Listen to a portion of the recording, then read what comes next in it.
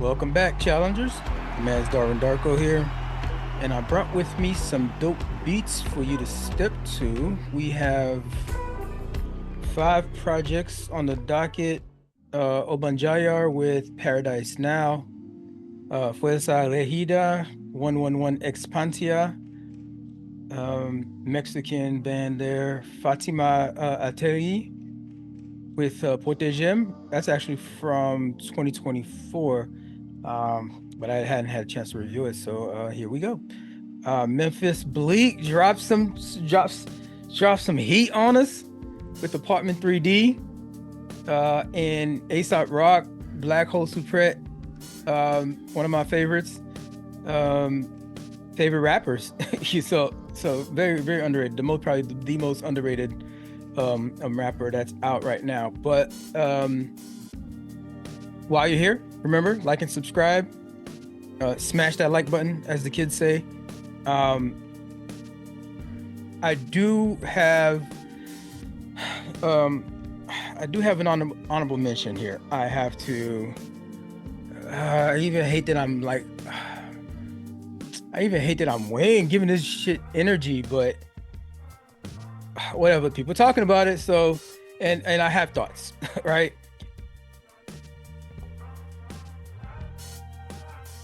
Saying Drake has no classics is crazy.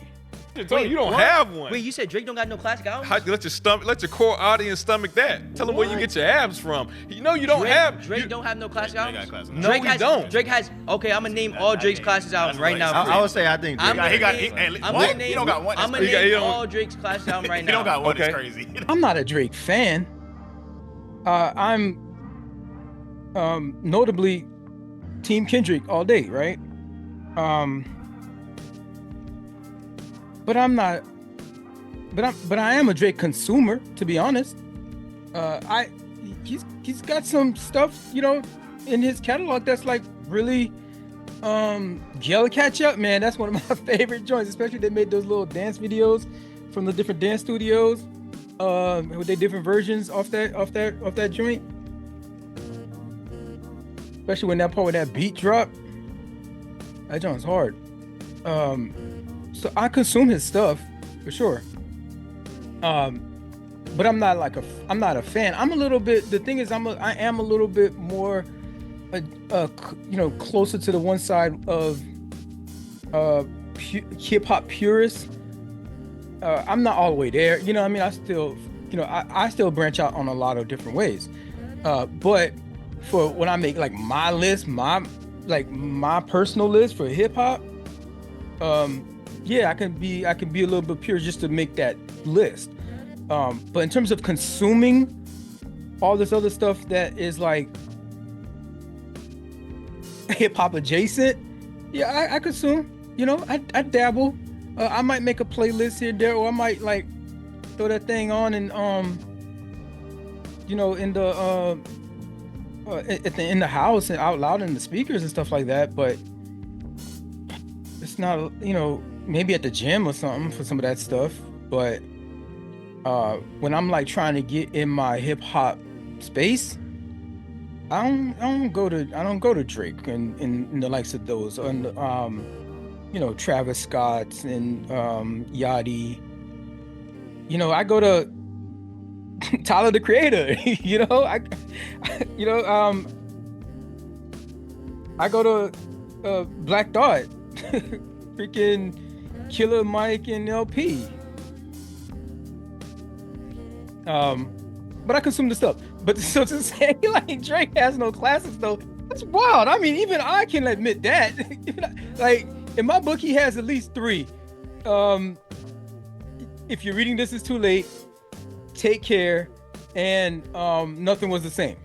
Right? There's a couple other ones that people may dispute about, but like I think all things being considered, that would be, those 3 would be like the ones that like everybody would just be like, oh yeah, that's a classic. You know what I mean? So even people that like feel better about I don't know, if you not that, what was that one called? Views, right? Like I think that one's can be, there's some argument there, right? But for these three, ain't no argument. Ain't nobody gonna argue. Ain't nobody serious, right? Don't be like, yo, those ain't classics. These are three classic albums. Yeah. Now, yes, Kendrick does have more.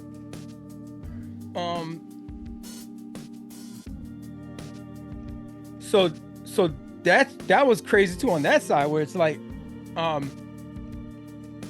so for me, I have Damn, To Pimp a Butterfly, and Good Kid, Mad City as the consensus that those are classics, right? From Kenny. Those are classics. That's consensus. Everybody like would not argue over those three. Section 80 is another one of those that's like, oh, well, wait a minute, some people would, but so he has several others that could be considered classics, and that would be more. I mean, freaking he won a Pulitzer off of one of these albums, and and the Grammys that came from him, right? So that's like, it's undisputed for those. G and X maybe a classic. Mr. Morale, I think is one of those that needs more time to cook. I mean, I would be ready to call it a classic. I would be ready to call it G. Well, I have a question about G and X. I had to think about that. But Mr. Morale, I think that joint just needs a little bit more time to cook, and we're gonna appreciate it later. Like, it's like, I feel like we should ask people 5 years from that joint come out. At least give that bit another 5 years and ask people then if Mr. Morale and the Big Step was a classic album. And I think Foods would be like, oh yeah, we just wasn't ready for it back then. We just didn't. I mean, we just our headspace wasn't there yet. You know what I mean? We still had some therapy, some growing to do or something. Or at least a little developing that artistic palette. And Kendrick just had to take us all those years for the rest of us to catch up. But like, those of us that are like appreciating some of the stuff that the alternative hip hop space is bringing, and like the opening up the aperture for that album sounds, it wouldn't be the classic boom bap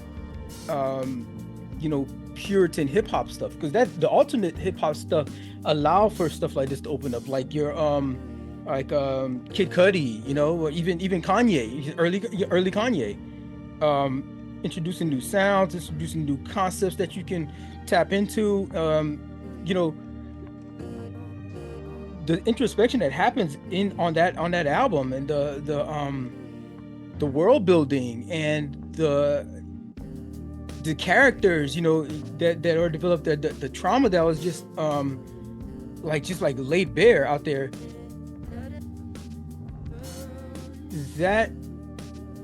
That's not usually the stuff that they talk about in like classic hip hop. You know what I mean? But so it's allowed for a little bit more vulnerability there. But so it'll be out. GNX, I wonder though, can we call? So when I'm thinking like how long it should take for like Mr. Morale to cook before it becomes a classic. GNX just dropped, and so like this is the question of like, yo, is that joint an instant classic? That joint might be an instant classic.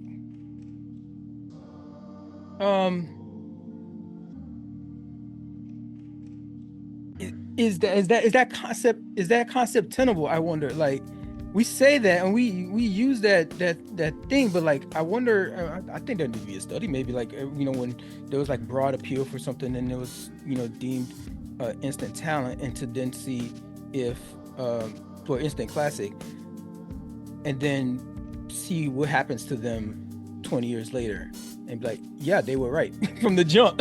Like from the jump. And 20 years from now, it's so this is why I think there should be a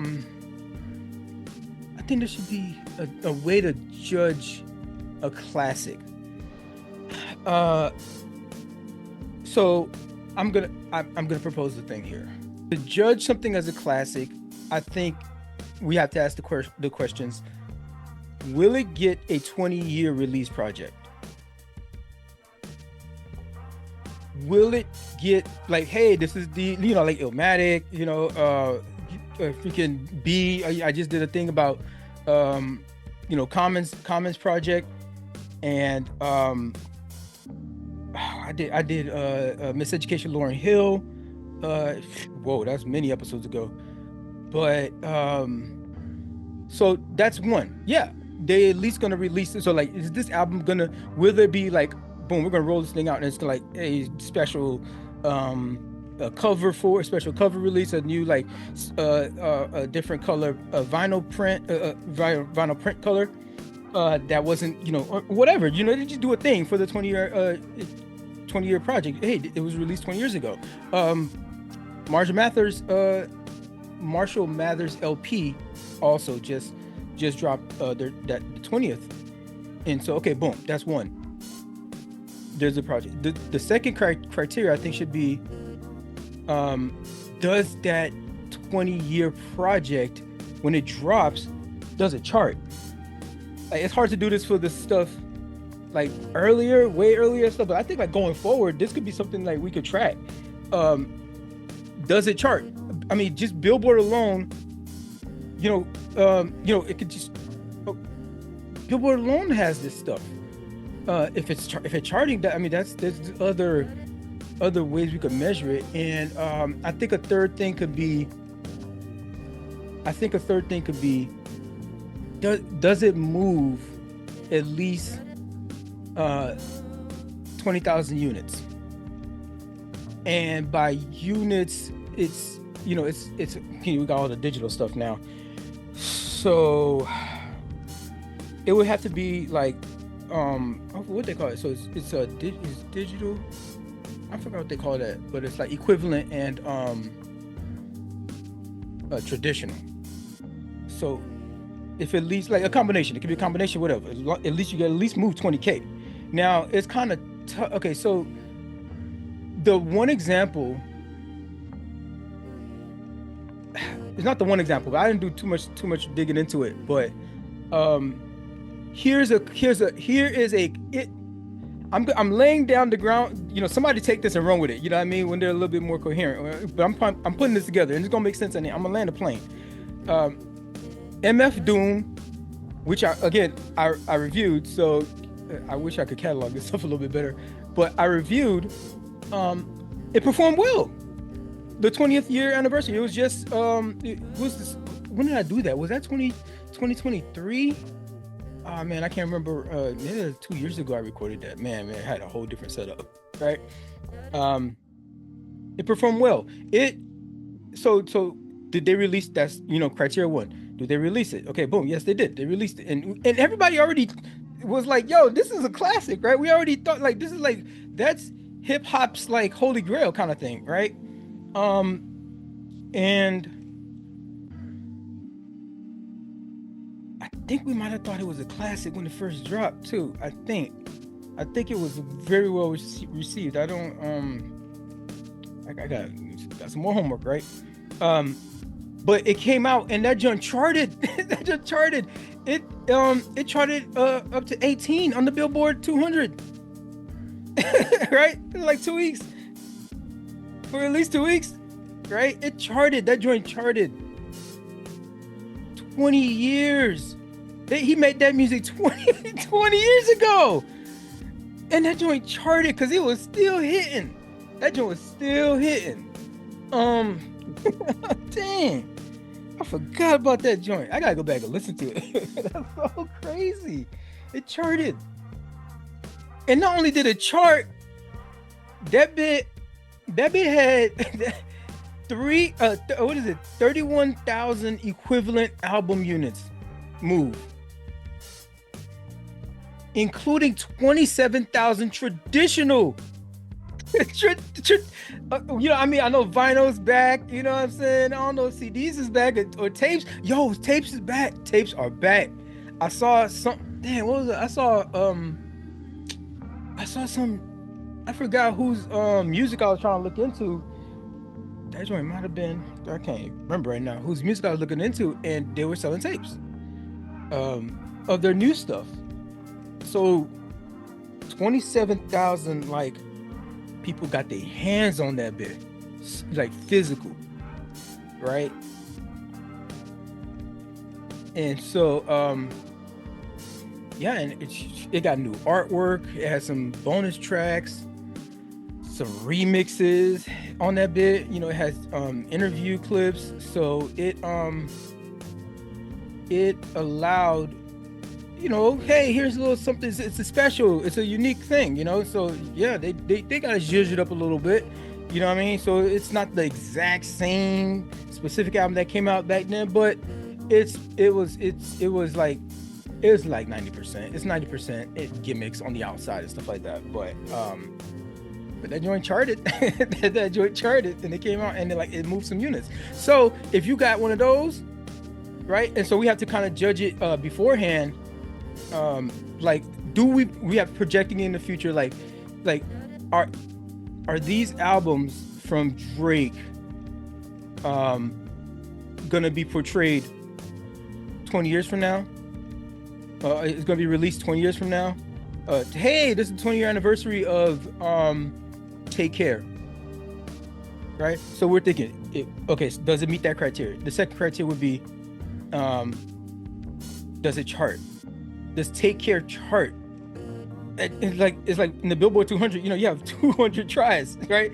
199, right? Or 200, I guess. I don't even know to do it 200. But like, just get on there. Just get on the board. Okay, now that it's on the board, does it move at least 20,000, you know, equivalent units? Just 20,000. So what I said, Doom did 27,000. I'm gonna give you that. You know, matter of fact, how about it's like you have to meet 2 out of the 3 criteria, at least 2, right? And so if you do at least 2, then the first one definitely is a given. Will it get a 20-year release? You got to have that to get the next 2.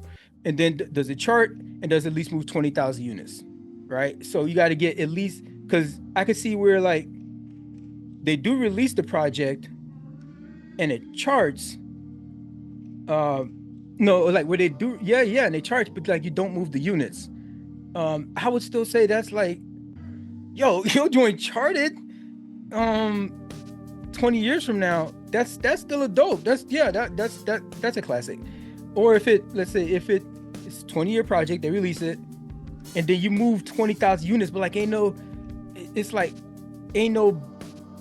no bigger level buzz about you, so that you didn't chart, but you moved 20,000 units like 20 years from now, minimum, right? This is a minimum. MF Doom did 27. You know, that could mean, yo, like you had locked into a core group of people back when you was first out, and like they came back, and so they was tapped in. 20 years later, like you still touching them somewhere, like special. Yeah, that's a classic. You know, the footprint is large, but because you know eventually we would have charted. But yeah, that's a classic. I think what the thing is, it's not even a comparison though between Drake and Kendrick in these conversations. I think we've been having the conversation all wrong. Well, maybe people do it because they're podcasting. Oh, yeah, we're podcasting. Let's say zany, wacky stuff. I don't know, but like, I get it. So if nobody said it, let me say it here. You know, and maybe somebody point to me in the comments. Let me know if somebody who else said it better than what I'm about to say here. Is that the way we need to start being a little bit more forgiving. I started talking about the little the scale in hip hop, you know, and appreciating some of the newer direction that it's going.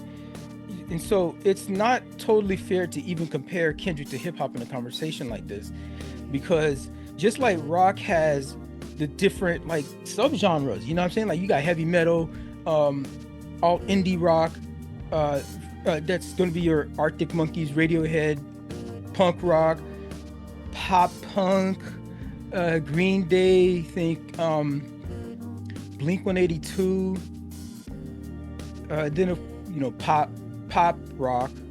You got your Beatles, U2, there's grunge, there's emo, which is like Paramore and My Chemical Romance, those folks. And I love the gamut of the stuff on there. Not so much grunge. I just, I need a rhythm, right? I need a rhythm at least. You can get me with the rhythm, but I need a rhythm. I just not so much grunge. I mean, I've done some, really enjoyed a good chunk of heavy metal. I have, but I just can't go there. I just can't bridge that gap into grunge. So in hip hop, like, it's the same thing. It's the same thing. Like, we have what we call, real hip hop. Under that is going to be boom bap, G-funk, that conscious rap stuff. Even under that part, I will put gangster rap in that, in terms of like this origin story of what is quote unquote real hip hop, right? I'm making a distinction for a reason. Drill music, trap music, grime, over what they're doing in the UK. So I'll put that under that umbrella because there's a particular sound that happens when it's like, you know it when you're listening to it, right? And then there's like another branch of hip hop, TM, that's everything else, and everything else is your alternative hip hop, just like you have alt rock. It's alternative hip hop. Under that, there's pop, rap, horrorcore. You even have emo, where I talked about Kid Cudi earlier. Rap rock, right? Even what Linkin Park did, right? Melodic rap. That's a lot of what Yachty did on that one joint that I love. Let's Start Here. Dance rap is also part of this other branch of like this alternative stuff.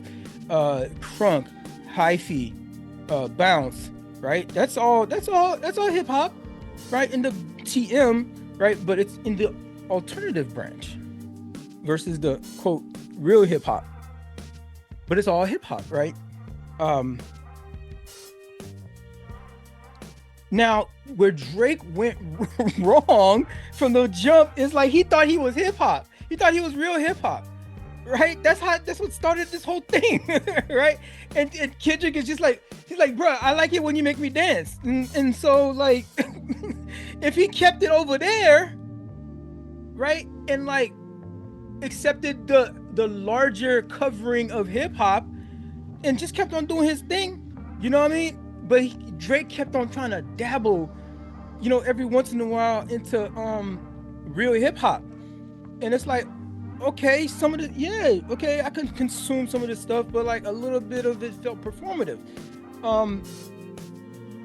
Like he was playing hip hop, right? Trying to like belong or something like that. Either way, it was like a little transparent. And a little annoying. So then he called himself, I don't know if he called himself, but like there was these conversations starting to buzz, and yeah, I mean,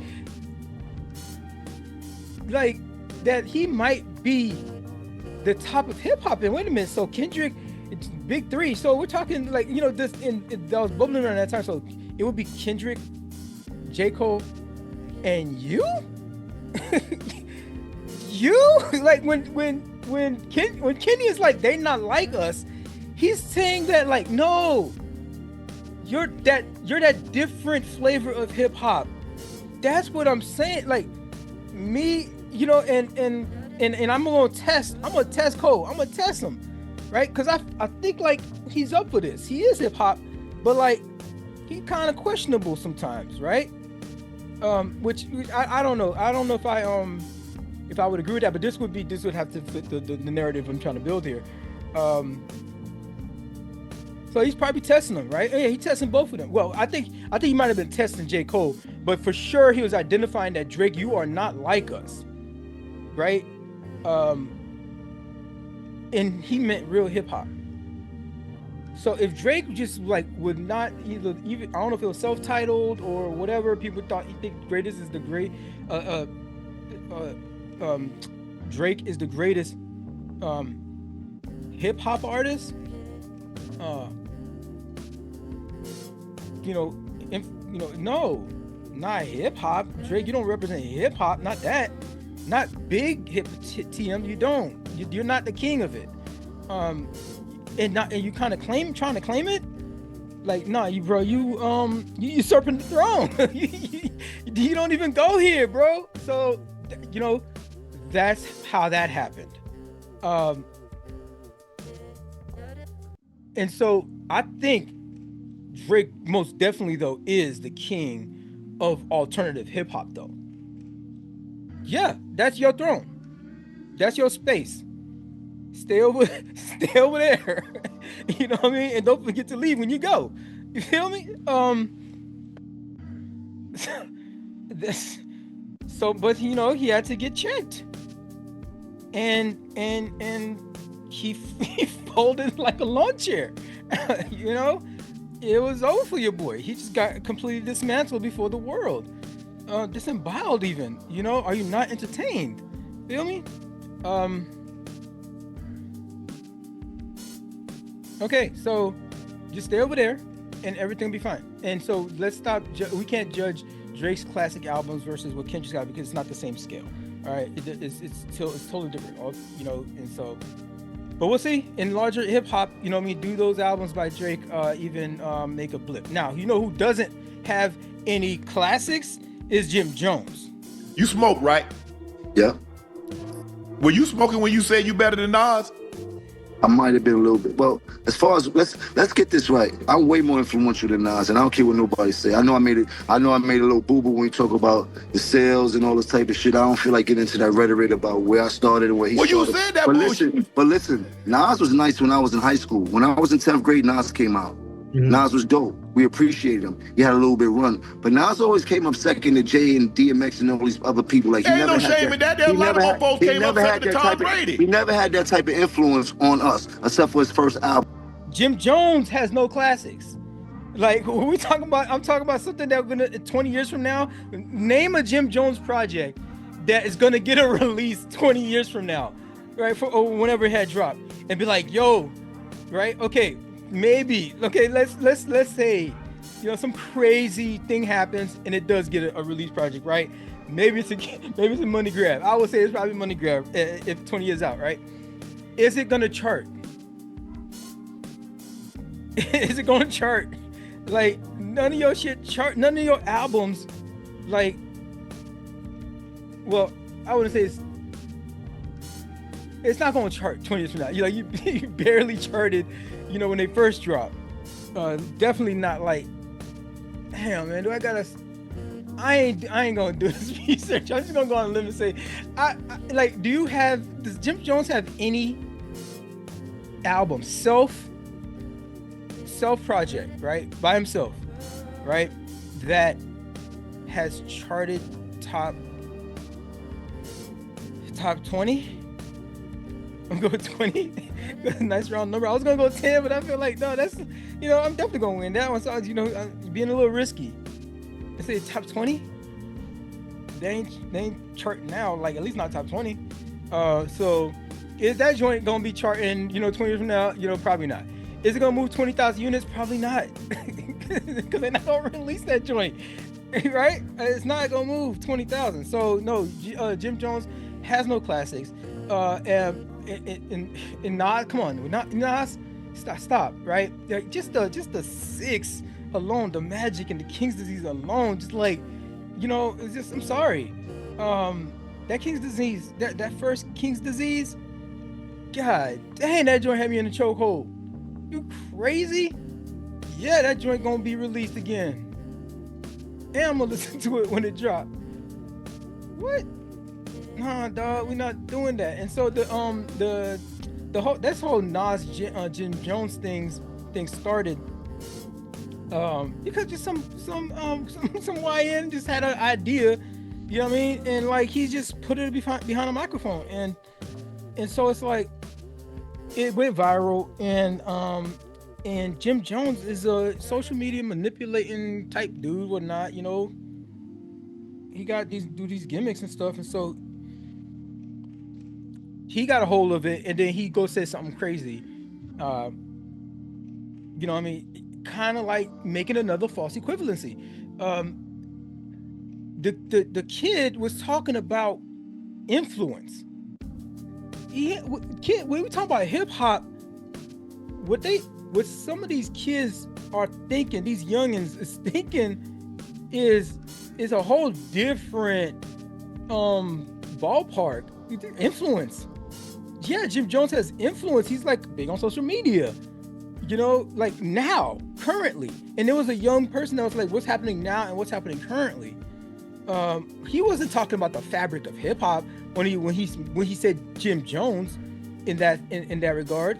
For over Nas, he wasn't talking about that. They don't even like look at hip hop as an art form like that.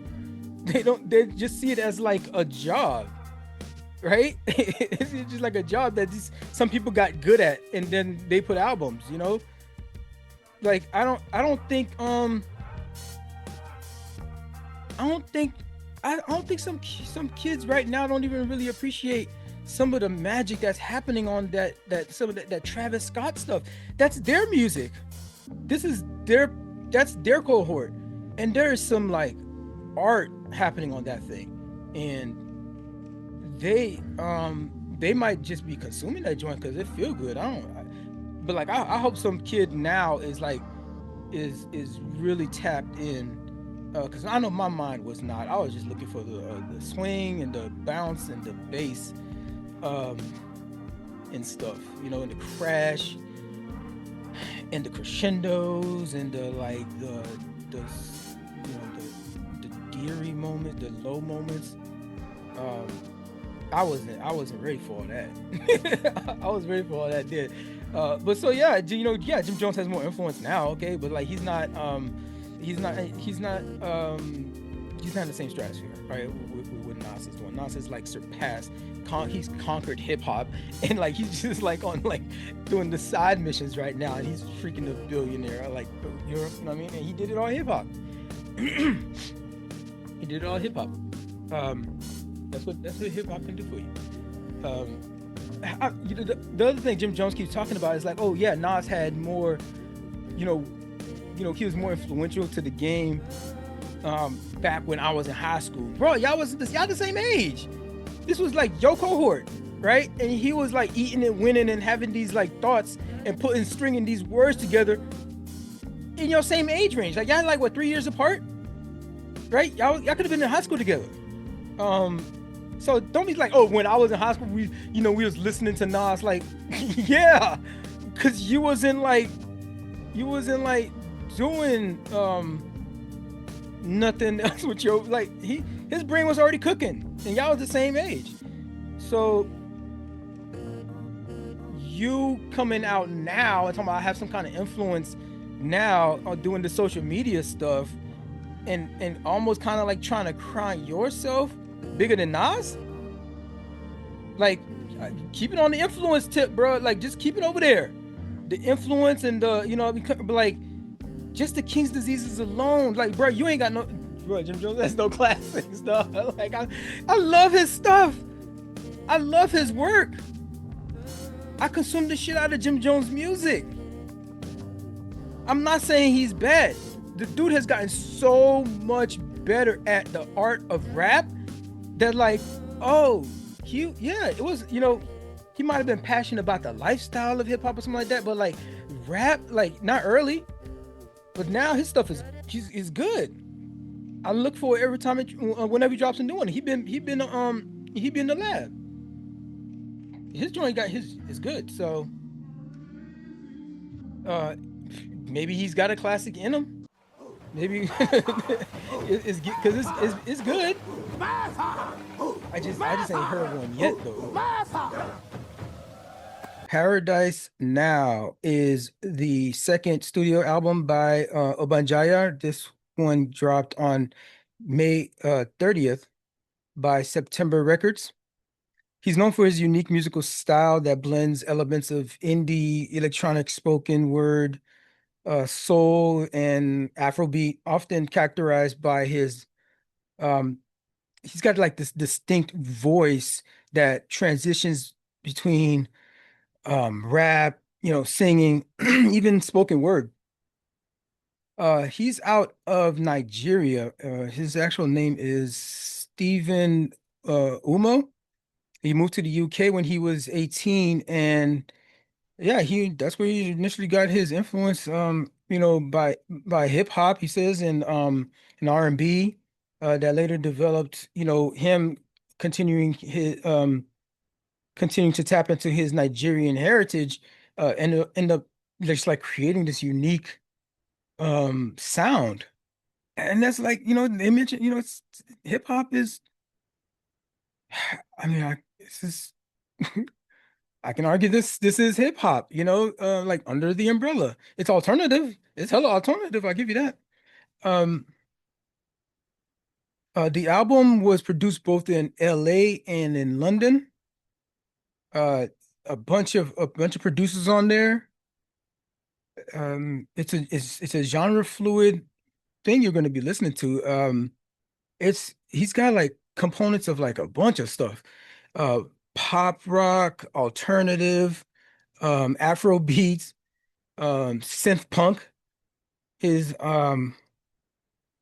soul. Yo, this joint really showcases Obongjayar's exploration in just like into various um like you can just like tap into any one at any point at any time on the album while you like listening to it, and like you don't realize that you're like already in this whole other space. Um, so he's just like got us by a string because it has like all these lows, and then highs are different, and then like it's just like abrupt at times. He has had a lot of like features and stuff. Um, so his name has always still been buzzing. I know he had this project with Little Sims. Oh, it's Little Sims on this joint. What is this? Oh man. Little Sims is on his project here because he's always on her stuff. He was in that last album that she just dropped. What is it called? Lotus, right? Um, and he was on there, right? So yeah, I expected her to be here. Um, so he's always been still been buzzing. But like I think this is gonna be like a classic album, yo. Um, this track, Just My Luck, I think there's a video for it. So go check that out. I'll give you a second.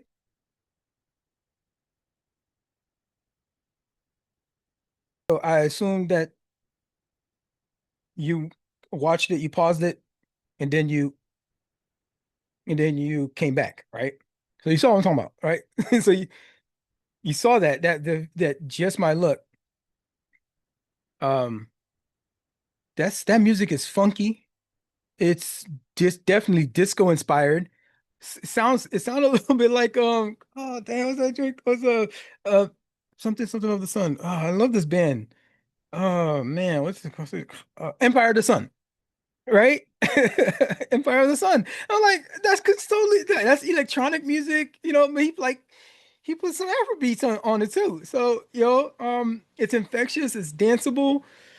Um, and it talks about stuff, right? Talking about feeling being left out.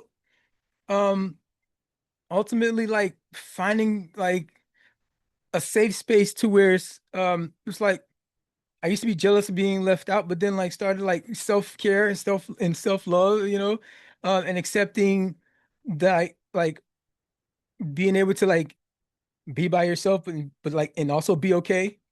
Um, and like that he's like, man, that helped like him enlighten him, you know, to like some of these ideas. It's I mean, it's I know like sometimes, I'm the artists get people get have writers and all this kind of stuff, and if we're gonna call it hip hop, there's the conversation about like is he writing his own stuff? Okay, big grain of salt with all of that. But and that was a caveat for me to just say this statement here, which is it feels genuine. It feels like his stuff. I feel like he is the one. This is like his life. Talking about have like body dysmorphia, on one of the tracks, um, just like being trapped in a body that's like unattractive is how he described it, right? And he had to have like I think his auntie had to like talk life into him, and like, no, you're beautiful. You don't let them like get in your head like that. Like you're worth it. You're worthy, and this is all on a 3-minute song. So what's that track? All of that was what is that? Born in His Body. Yo, and that joint is kind of like danceable too, right? Hold on, how did make sure I'm talking about the right song? Yeah, yeah. I was born in this body. I was born in this body. It's a little subdued. Okay, so like go listen to that one right now, and then like holla at me on the other side. Okay, no, I wasn't bugging. That joint is just like, it makes you move, right? It's so groovy, and it's very like he whispers the whole thing, and like there's like this like very subtle like warbly kind of like drum thing happening, and it just like flows, and he's like he, and he's like he's rapping. What does dude say? This dude just said, I'm in love with this body. I'm in love with this body. What what do it mean to be beautiful? What do it mean? What do it mean to be the right size? What do it mean? I post a pic for the digital. If only they could see what's in my mind. 6 years old, standing in the front room, told my grandma I'm ugly.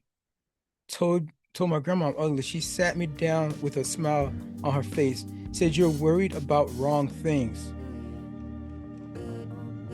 They laugh so they hide their own insecure. This world ain't seen nothing like you before. Just like the sun, you shine on your own. Man, it goes on. Yo, and that joint is just like mesmerizing as you listen to it. It's just like they do something. He does something to music, right? He's got a special sauce, what I mean, and it works. And I think it's it's gonna be a classic. This is one of those that you definitely gotta have. You gotta have time to absorb it. This isn't background music, so you gotta like it demands headphones. It demands going on D&D. Yeah. And it's gonna reward you for it. I mean, I can't recommend it highly enough. 111 Expantia or Expantia, you can also say, is the 9th studio album by this American regional Mexican band, Fuerza Regida. This one is making buzz. And it's being called probably, I mean, their 9th album. This is like being called their probably the most creative and bold project yet. And you could definitely hear it in the, there's a lot of risk taking that goes on this whole thing. You're jumping in from the first track, and it's not just another like, was it Corrido or Baño, like the street. It's not just this, what I mean? I don't know how well I did execute on that one, but it's a statement. Every song it slaps with personalities, there's energy, just rebellion and the whole thing, flirting with danger. But like it just like and even dances with it. The title is how do I say this thing? So expansia or expansia maybe. So it means to manifest, right? And it's just about reflecting the power of of intention, like making dreams come into reality kind of situation, right? The It incorporates like it's a mix of a genre here because there's like some country in this thing, there's reggaeton, regional Mexican. So I would say regional Mexican because there's like they're from San Bernardino. So, you know, they still tapped into their roots, right? Because they're not physically, it's not music physically coming out of Mexico. I guess that would be a subgenre. I don't know. I don't know. I'm not the gatekeeper for their community, so like I don't know. Would they consider them? Would folks consider when folks in Mexico consider Fuerza a Mexican band, or would they be like call it like oh, there's a Mexican American band, right? So I don't know, but and then also throw in this fact that there's some EDM in this stuff, right? And so it's like, hold on, man, you being a little too different on occasion, right? So they might be looking at them funny, right? Like, no, that's not Mexican music. So I'm not the gatekeeper. I don't know, but like for me, on the outside looking in, um, this joint is, and and I love Mexican music, and it just seems like it's evolving before our very eyes. Right. I had COCO. You know what I mean? I had COCO previously. Maybe I'll remember to link it in the comments, but they're stretching the boundaries. And, these kids, man, they're stretching the boundaries, all this stuff, and this just slapped. What I love most about it is the fearlessness of it, because I wasn't even rocking with the EDM joint that they got on there. Like the album was just like it's good. Like there's barely any drums anywhere in this thing, barely. And then they introduce it. I mean, because they're using that slap. That what do they call that thing? I thought I wrote this now. A tololoche. Yeah, I think it's tololoche. And he's got that doing that with like some a trap hip hop delivery. That's stretching hip hop too, right? Mexican rap. And with his voice, he uses auto tune. They're chopped. He even uses like a call and response kind of situation. So it's like when you hear it, like listening to it, it's almost like gives it like an authentic like live. You know what I mean? Which is like the kind of traditional kind of joint, especially for like you think of like mariachi bands and stuff like that. Like you got to be there live, really, right? But it almost feels like you're in the room. And let's just go shout out shout out to the engineering because you got me.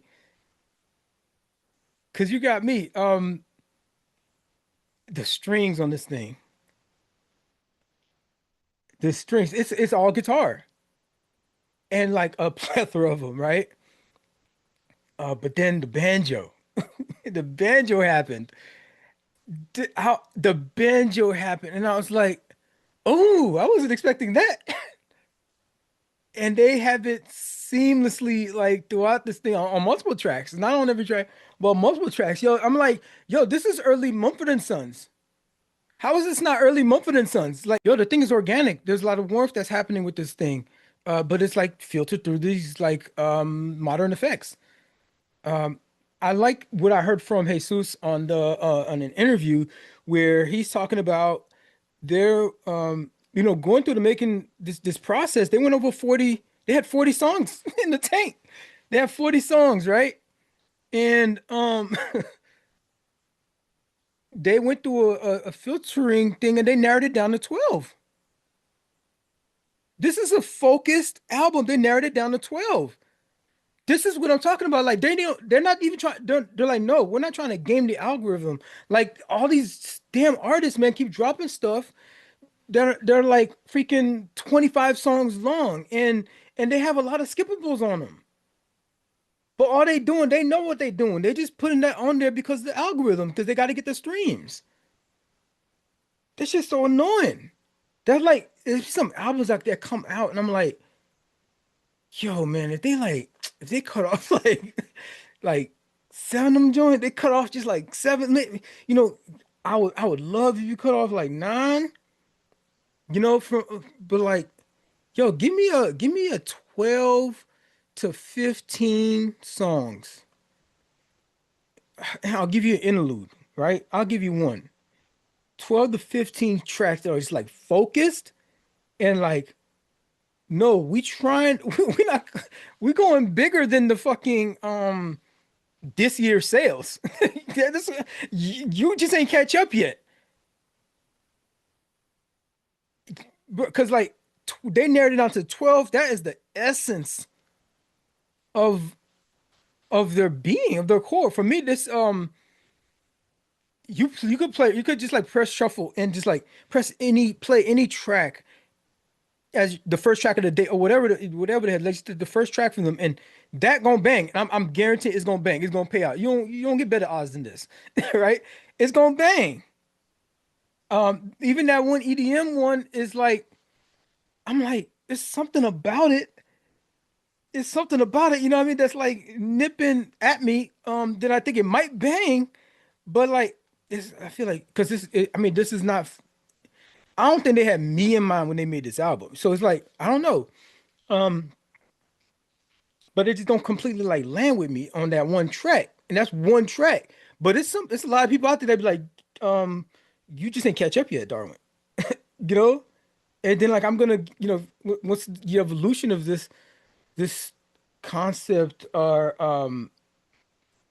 that fusion maybe gets a little bit more I don't know, palatable, or transitions more, or just becomes bigger and just consumes and makes its own space. It might be there, and like I'm just not seeing it. So that shit might bang. You know what I mean? You know, it's a good chance, because I think it might be something there. It might be something there. Um, but the track though, that is just like mesmerizing, and that just like sits with me is Tucson Show. That's what I thought I was gonna say earlier. Okay, Tucson Show. Yeah, I'm gonna listen to it because this song fucking sends me, right? Okay, crying laughing over here. All right, all right. Um, Tucson Show samples that LD Golden sample from 2012. Yeah, and Tucson. Okay, and they crush, and they crush. Y'all know this one too. Y'all know the sample because that Pound Cake, right? Drake and Jay-Z, right? And Drake and Jay-Z, Lil Baby did it too. Lil Baby did with In a Minute. But that Drake and Jay-Z Pound Cake, that sample went so hard, and it was just so subtle. I want to listen to the song, to the original Ellie Golden song, the whole song, and that piece that they sampled is like 10 seconds at the very beginning of that song, and and she don't never do it again. She never revisits it for the rest of the song. Never revisits it. Like, I'm like, for the producers to have picked up that's the part out of this song from 2012 when they made Pound Cake. That's that 10 seconds that's gonna bang, that's gonna hit, that's gonna stick, right? And they found that joint, because that Pound Cake goes. That Pound Cake, I don't care what you say, that song goes, and it's like it's still going, right? I listened to, I listened to it today. That joint's still going, right? Um, and that was just 10 seconds. Now that producer found that joint, that little nectar, right? And you know, people were clowning Jay-Z because of what was it? How many times he said K? How many bars was that, right? He was just going K. I'm like, okay, yeah, you know what I mean? Like when I first heard it, right? And I'm like, and then pound cake, you know what I mean, upside down cake, did all the entendres and whatnot and metaphors and whatnot, I got that part, right? But that cake kind of stuck with me. I was like, that don't quite sit right with me, right? But listening to it, listening to it now, I don't know, it kind of grew. Right? I sound like a crazy hypocrite. I know. I know how it sounds. But like listening to it now, it's like yo, okay, yo, I'm singing it along. I feel like it go. I feel like maybe I missed it at the time, but like I kind of get it now. I think I get it. Right? And it's like it slaps. The whole song is good now. It's like, okay, the song is perfect. I don't know. Maybe I'm like special pleading or one of the logical fallacies. Uh Whatever. So yo, but so that song is amazing.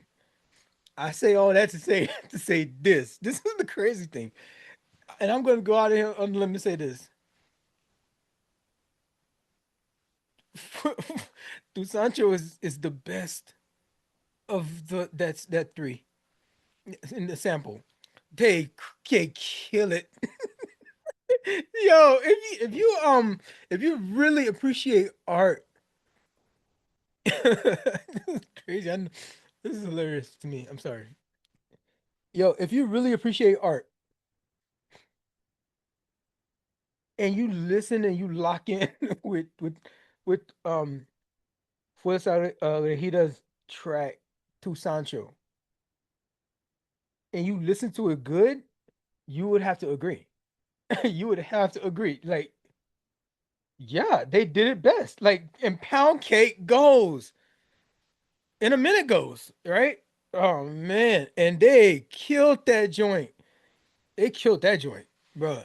This the only reason the only reason this doesn't win a Grammy of some kind, um, is because I guess they saw the word Mexican in the whole regional Mexican joint, and you know what I mean? They're like, wait, what? And there's a new like border policy now. So like even with the music being made here, if you identify it as the word Mexican, anyway, I don't know. Crazier things have happened, right? um, but yeah, man, this joint is good. This joint is good. The music is sonic. It's an adrenaline rush straight out of like somewhere out of like southern Mexico. Um, it's raw, full of life. It's reckless. This joint is powerful. It's this type of thing where it's so confident. Jesus is so confident on this joint. He just like breathes it on the track and into you, right? It makes you want to like.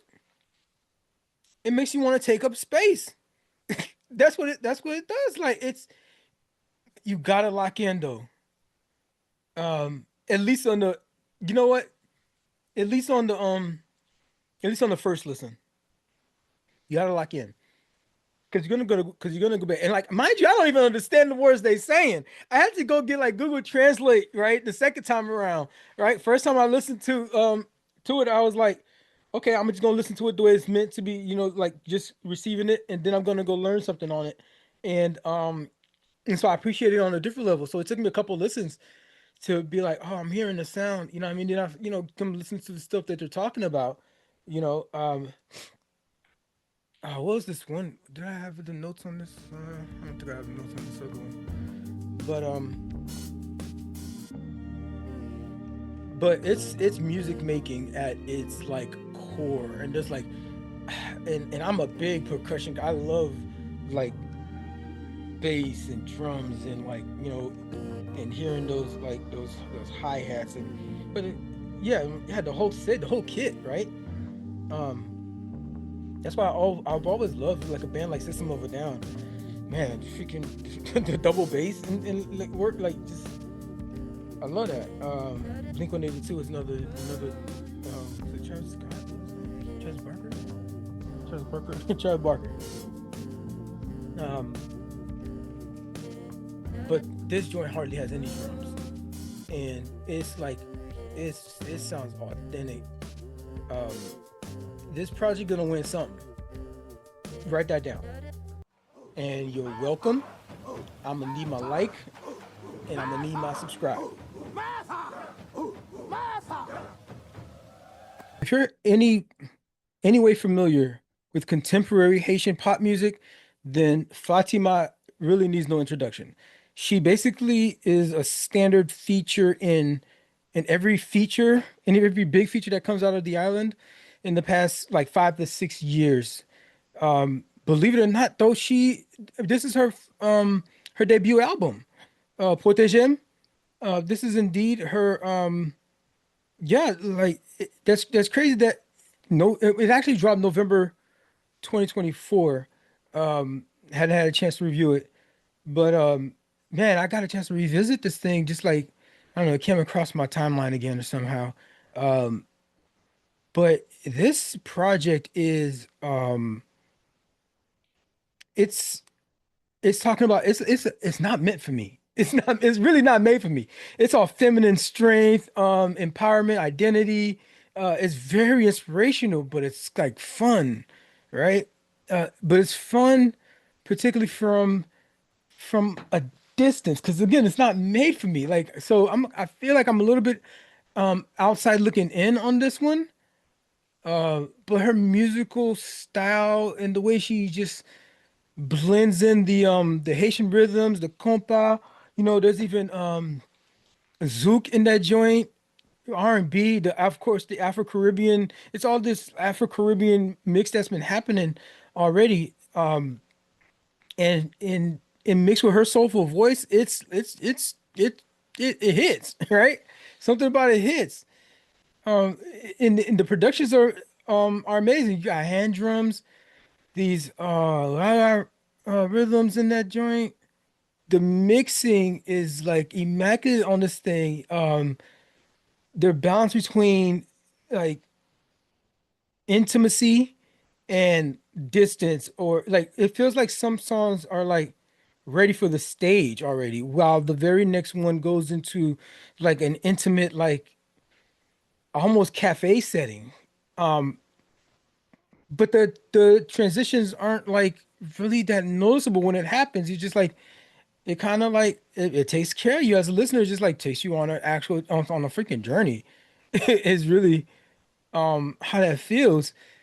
There's times where there's like minimal stuff happening. Just maybe it's like you just listen in, and like a good chunk of it is just be like ambient sound, you know what I mean, or the remnants of what was a guitar. But it means something. That space needs that time to breathe, because that's how they want that's how they want that part to land, right?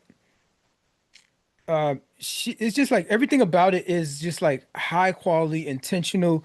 She even has a lot of visuals too, on a lot of recent ones. I saw she had like I think she put out one today on YouTube there, for the different songs on here. There's like she paints, like she has a little story that go like beginning, middle, end kind of situation in all these videos. So she's got the look. I mean, that only matters because this is how she's presenting herself. Like, so she's got the looks that's going to carry the masses.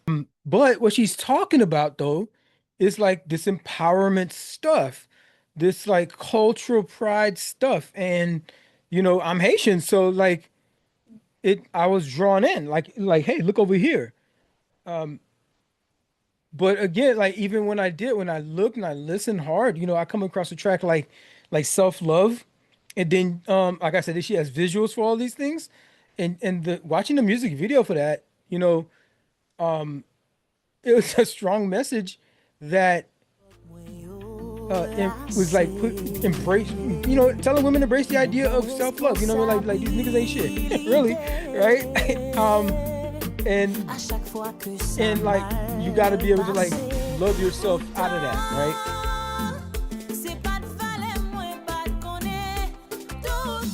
but in the same time, it's also saying that we need to love Haitian women, right? There, you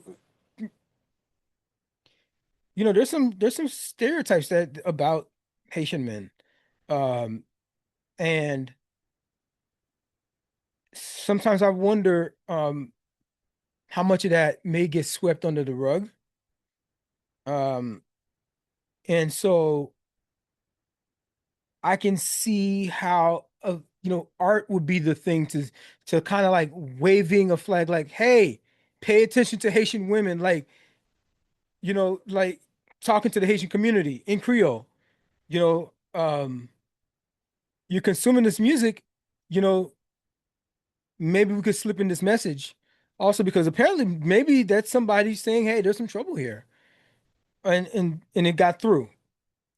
So I know this album isn't to me specifically, but like it's the message is passing through me, right? As they would say, right? And so, because I'm like, I think something's happening here. This is more than uh just like it's an inspirational project. Like there's no way you put all this body of work together and it's just like, oh, we're gonna just like slapdash put random 12 tracks that we've been working on. No, this is cohesive. It's the message is like threaded throughout. The final track is PWOTEJE, which is the title of the album. But it's also a perfect way to button up a project. It's asking like the whole thing is like asking for protection from all of these pitfalls, like through life. Just what I mean? It's like there's lyrics about like how like a bird when you hear a bird, I'm trying to translate it in real time, is when you hear a bird singing, it's like it's not crying. And when you see a fish like in the water, it's not drowning, right? Like so I mean when you see a bird chirping, it's not crying, yeah.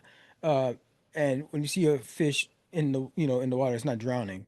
Something like that. So I mean these are like self-empowerment, like you are where you need to be, you know what I mean? Be your best self and don't try to be like the other thing and all that kind of stuff. So it's like a lot of messages like that tucked in there, you know what I mean, amongst the groove and these just the the vibes that's going on with the whole thing. She this whole thing is like it's not like lyrics. I feel like it's personal. This is one of these other ones I'm thinking this like I'm like how much of this is this person's real life or how many of them are just like, oh, a writer wrote this random song, you know what I mean? But sometimes writers write songs that apply to you specifically, like, hey, I want you to write about my life, and you get to know me, whatever, and then like I tell you some stories about my background and something like, hey, can we write a story about that or something like that? You write it for me. I get that. Right. But the delivery, the presence, I'm like, I feel like this is her life. And I feel sorry for her. I have empathy, you know? But there's like a sense of urgency that I'm getting from this thing. It's like, hey, what I mean? I'm great. I'm glad you like the album, but like pass the message on. There's a sense of urgency. Um, and it travels through the, whatever freaking algorithm they were on that freaking got it to me somehow. So I could put this out. Shout out to their algorithm. Shout out to both our algorithms for linking us up. Um, yeah, every track on here feels like a sacred offering. It's like part of it is prayer, part of it's desperation, part of it is also resistance. But like it feels personal. It feels personal. I believe you, Fatima. I'm just saying, you got me, right? Listening to this joint, it's so captivating. It's because it like builds like I could see how if you are that core demographic like curated fan base, um again, which I'm not the target market for, but I could that core target audience, um they this is breathing life into them, right? I could see it. I could see it. I don't know. I'm not tapped in like that, but I could see it. If it was like, because if this joint was for me, like the way this was the execution on this thing, it would hit me. I'd be like, yo, this is a classic, right? For that core niche audience, right? Yo, she could be.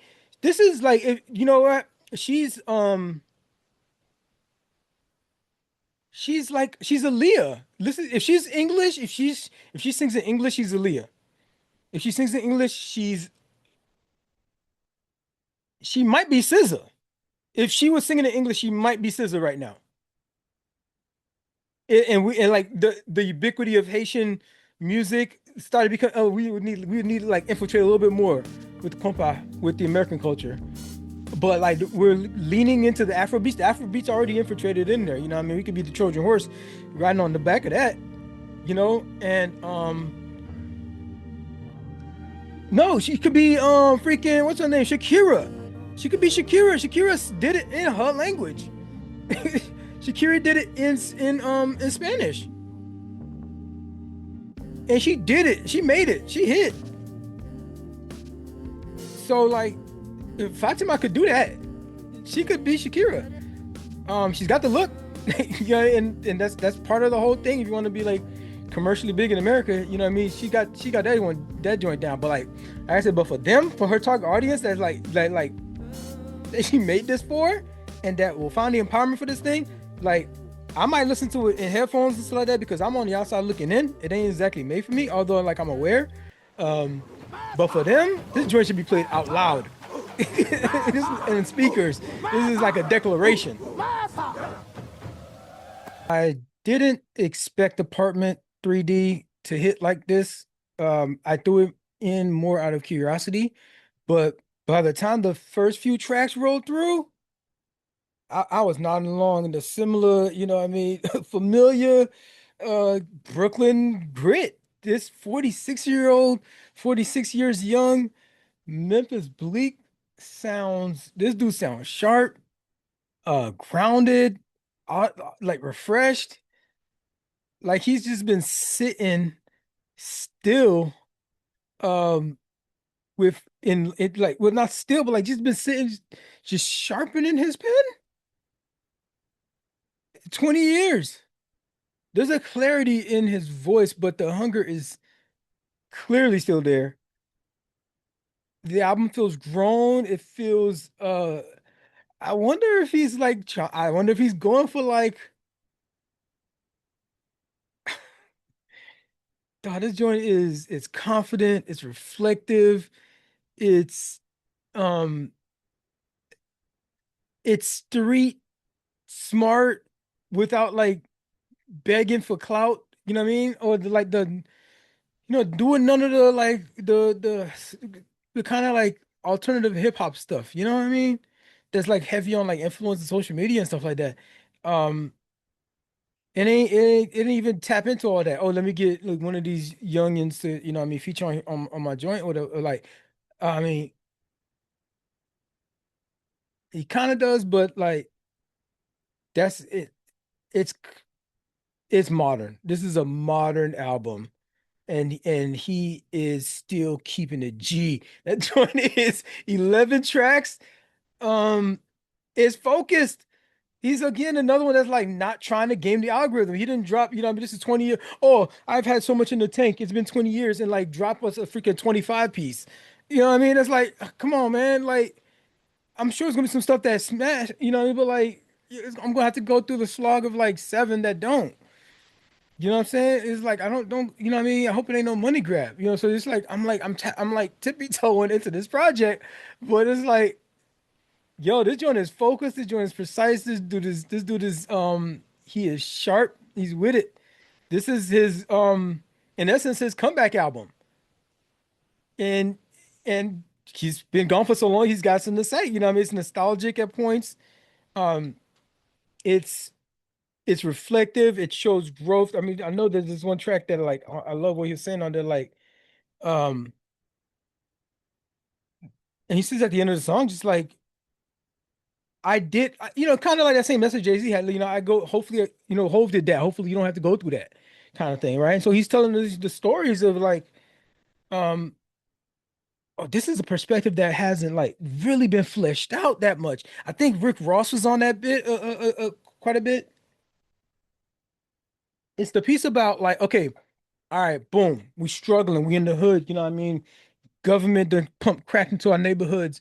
Um, and then also guns, and put us in this cage, and we have to fight our way out of this cage. So we finally fight our way out. So that's stage one, right? Is to get out the hood. Well, how do you get out there? There's a couple different routes. You know what I mean? Run fast, jump high, bounce a ball, all that kind of stuff. Also rap, right?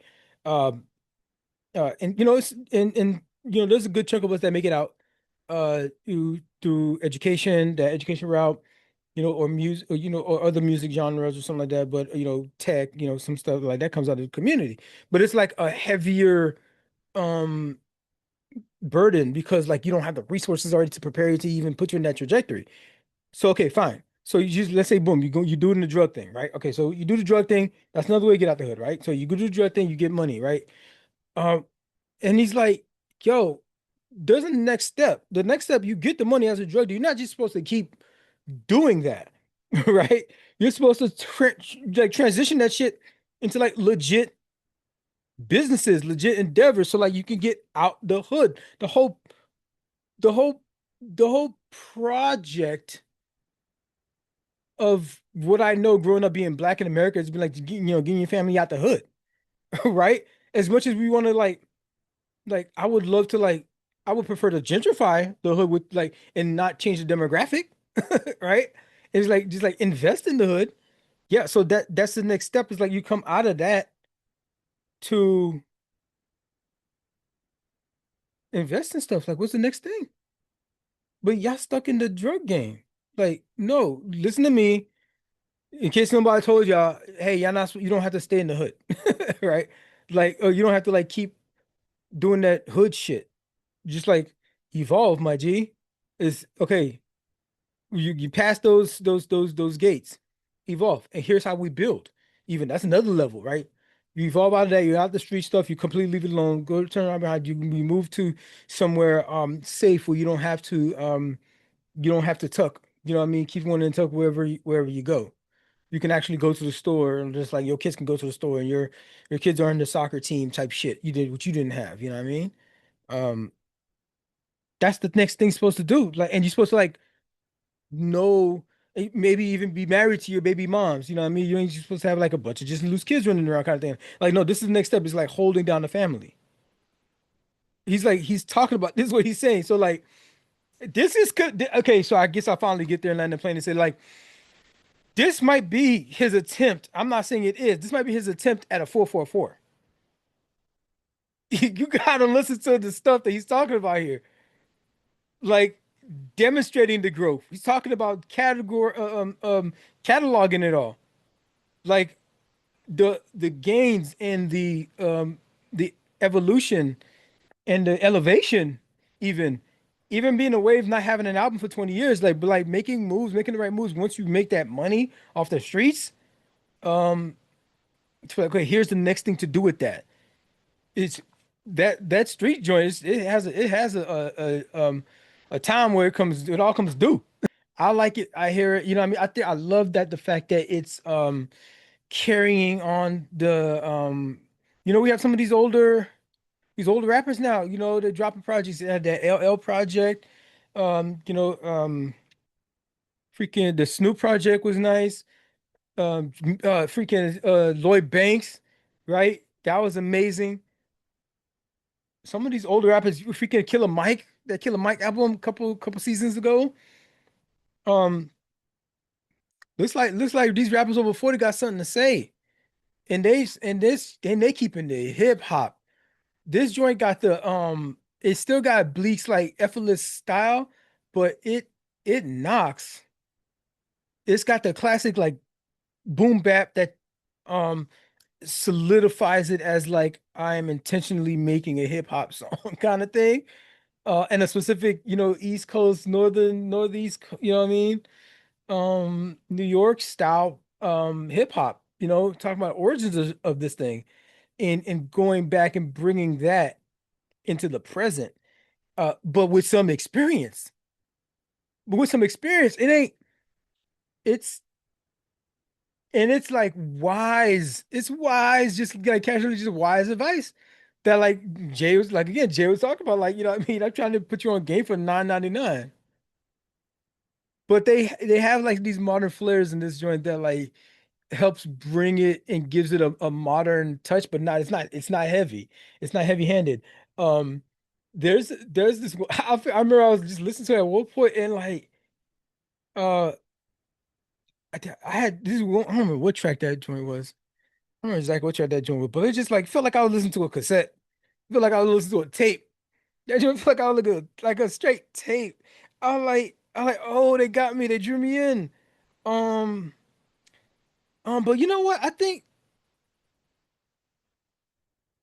mean, I think I've seen somebody sell tapes now, like with new projects. So I don't know. Maybe he's gonna release it on tape because they got the sound. They engineered that joint, engineered the hell out of that joint. I don't know if it was is that Cool and Dre track? I don't remember exactly which one it was. That joint was dope. Cool and Dre got a track called "You Should Know." It's so smooth. There's like some vocal background, some like chorus background joint going on, and he's just like riding the beat. Just a smooth, and it's got like, but it got a little West Coast bounce to it. Um, but it's a it's a dope track. I definitely suggest checking that one out. There's another track on here, a couple other ones that you can look. Freaking Three Kings.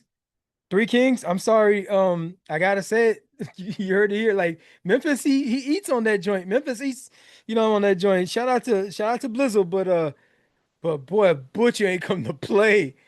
Butcher ain't come to play. He kind of low key ate you on your own joint. Low key ate you on your own joint, but bro, it's like I could see Bleak being a Griselda artist, and so like they like neck and neck on that one. They neck and neck on that one, especially like how he's commanding the storyline. He's commanding the syntax. He's got like the metaphors, the double entendres, the multi-syllabic, right? He like switches into like um it's art. It's what it is. Uh it's and but it also sounds like it sounds local. It sounds local. It don't it sounds like it's down to the ground, like we're in a stairwell somewhere, um, and we're listening out of somebody's like boombox or something. It's a perfect kind of like setup if you're gonna like listen to this thing and like you're in a space where you're like you want to settle down. You got some things in your head that are just like kicking around, and you might need to pump yourself up to like it's a tough decision, but you know it's the right decision. Um, you listen to this and because the thing is like sometimes you know when you know it, right? But like we try to like rationalize differently, try to make it make sense, and like no, you know. That's not you should know by now, right? The whole project is like an encouragement to like, yeah, no, you got the vision. Your vision is, you're not crazy. Um, you are dope.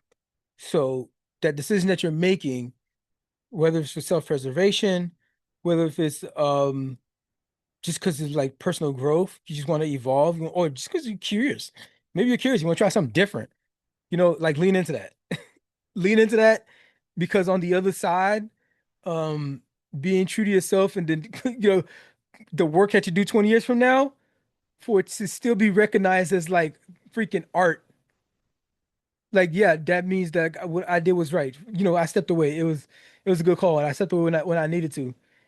But he still kept his roots. He still kept the G. Uh, but he shows growth. So you're listening to it. You're like zooming in, and all of a sudden, like a bar hits you. You know what I mean? It's like, yo, wake up! Like this is real. This is some real shit, right? Um, it's a return. It's a return for your boy. It's a reminder to. It feels like a reminder to him, to us, that that had things gone a little different. You know what I mean? He could be Jay. He could be Jay. I don't know. What if their life trajectory would have been mad different. But shout out to Jay. I don't know. I get the last track on this project is is called Word to Hove, right? The 11 track. It's called Word to Hove. And it's actually got Jay-Z on there, like saying some like motivational stuff on there. And so I shout out to Hove in the sense that like, I mean, as far as I know, they have a good relationship, so for to lend your voice to the actual project, I really feel like he's signing off. It's a sign off. He's signing off on it. He's the last voice that you hear on the project. Yeah, that's how you close it. And bro, the opening track though, by the way, Durag Bleek sets the stage. I forgot. I freaking skipped right past that joint. I think I skipped right past that joint right when I was talking. But like, Durag Bleek, I love an opening. Like, listen to the lyrics bar for bar on that joint. Do I got the lyrics up? Could I just like what did do say? They want that Durag Bleek, that blue top blizzy, that blue top blizzle that tell these pussy niggas that you can't live niggas knock my grind, can't stop my shine. He's like he says, live niggas can't stop my grind, can't stop my shine. Try tell them I was chilling, but today I got time. Oh, they got this thing on our order. That's why. Okay, my gun legal, weed legal, right? It's all legal. Niggas ain't riding dirty no more. Right? It's like, bro, how you still on that time? He starts the project off like that, right? And he goes off. He goes off on niggas like, yo, pay attention. Pay attention. Like, y'all niggas ain't listening. I came out of this 20 years. I've been watching this bullshit, right? Fine. And I'll do it myself. y'all niggas supposed to move on. And so he's letting you know from Rip, this is what he on. I think he's trying to go for 444. Shout out to Hove for lending his voice and punctuating the end of the project there. This is a strong return for Memphis Bleek. His storytelling highlighted throughout. It's mature. The perspective is like such like a grown like view looking back at life at 46 that you can do it at 46, right? 46-year-old rapper just like spitting game. It's game if you like I hope you have ears to hear it.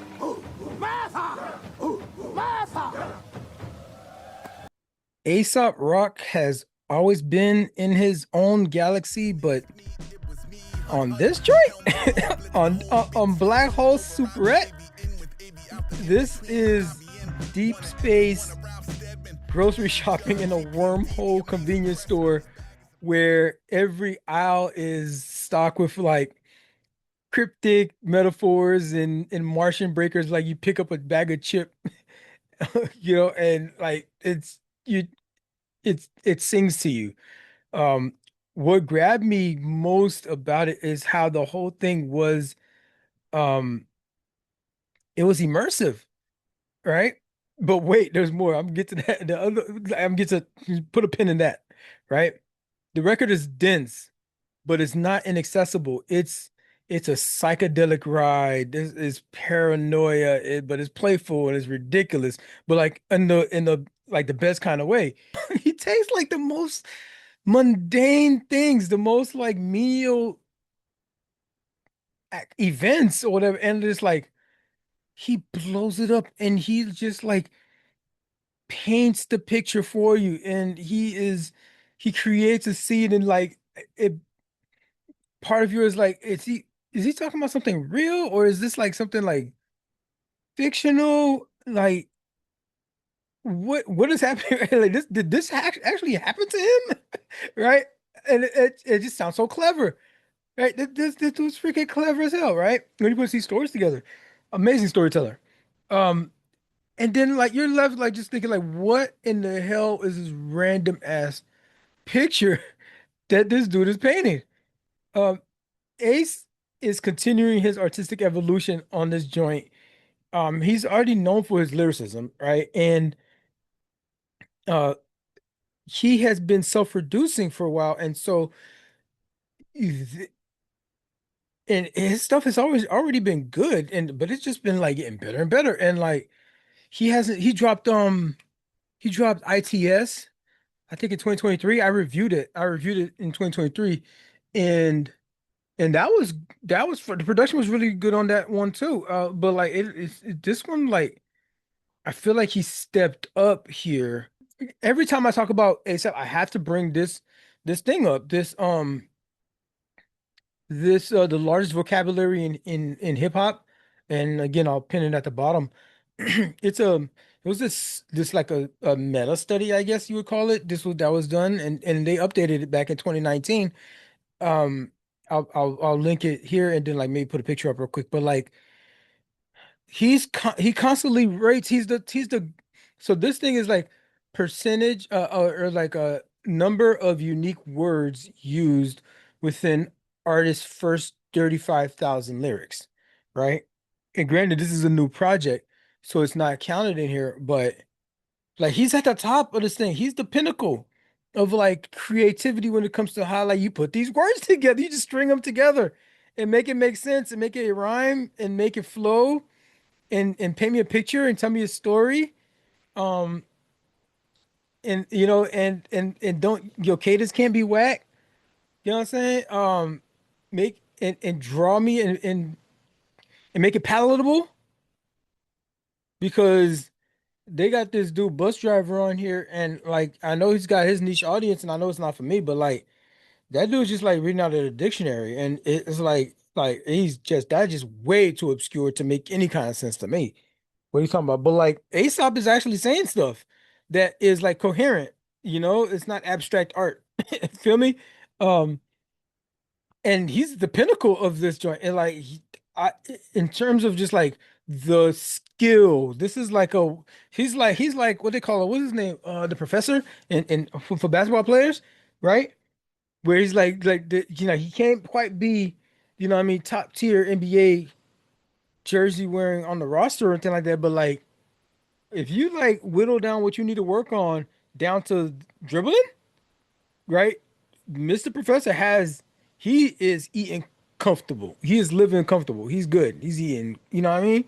I've caught the attention of some of the best to ever do it. Did you have favorite moves, favorite players to emulate? The Professor, like low key, I feel like he might be like one of the best ball handlers of all time. Like in terms of the quickest hands, like the ball was never out of control or out of his control. And that part is just amazing. He's still doing it. Like you see him pop up any and everywhere to this day. He just had the ball on a string to a level that I don't think anybody thought was possible. You know, I'm sure Aesop is doing good for himself, but like he could be like, you know, big league if he like I don't know if that would take away from well, it would totally because he just talks about the mundane. You know what I mean? He's a white boy, you know what I mean? He's not like street, but he's street level. Feel me? Um so for him to like put out that kind of quality of music and be that smart, you know what I mean? It's and it still be hip hop. It's still hip hop. Ain't nobody gonna listen to Aesop and say that's not hip hop. Feel me? And so like he kept the hip hop. He kept the G. Um, you know, Kendrick, this is all Kendrick was saying.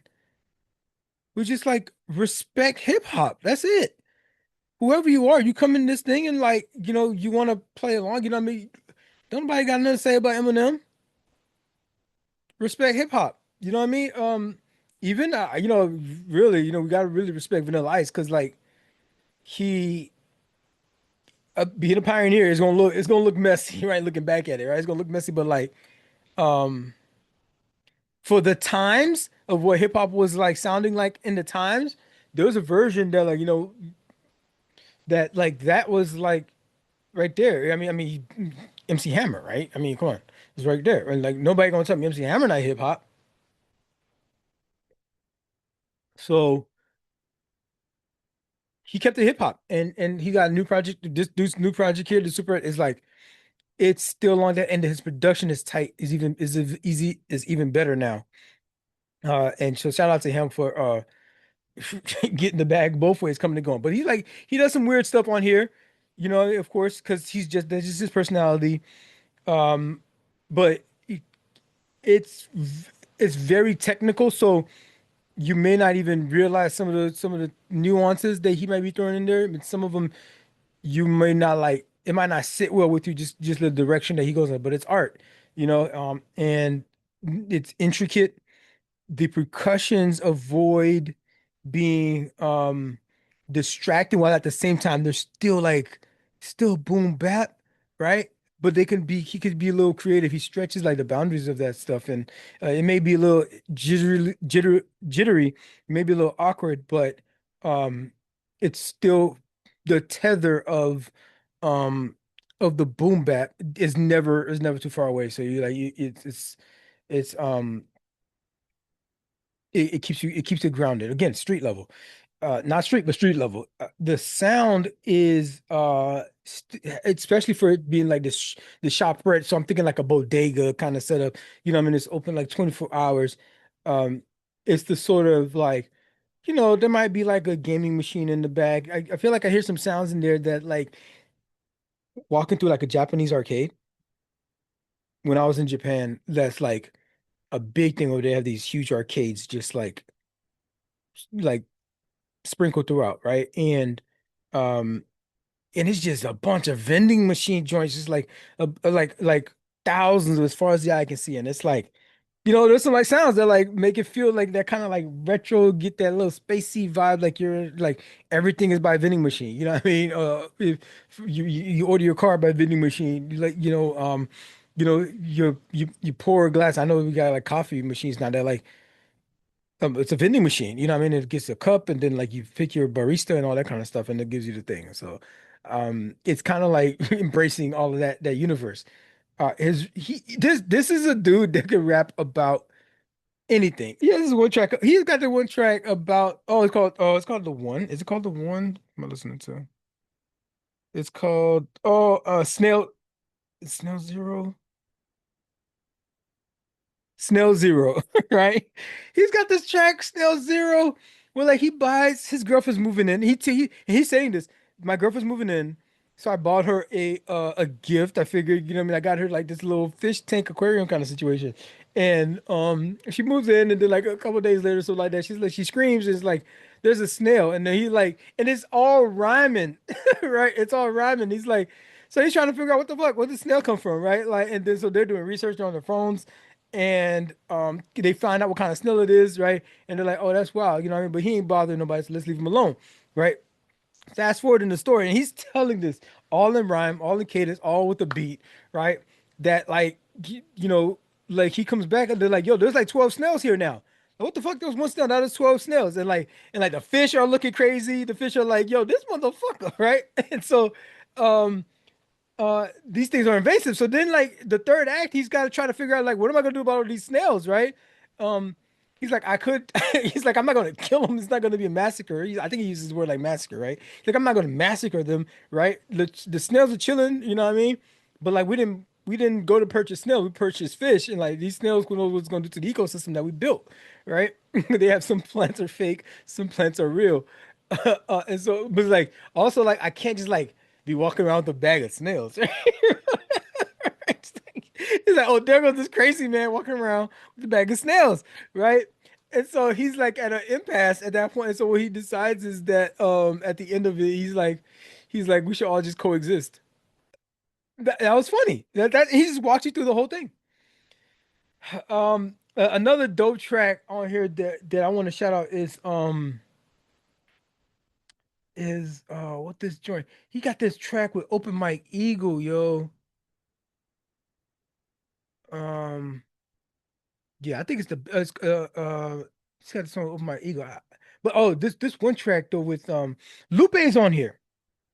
So Lupe's on this project.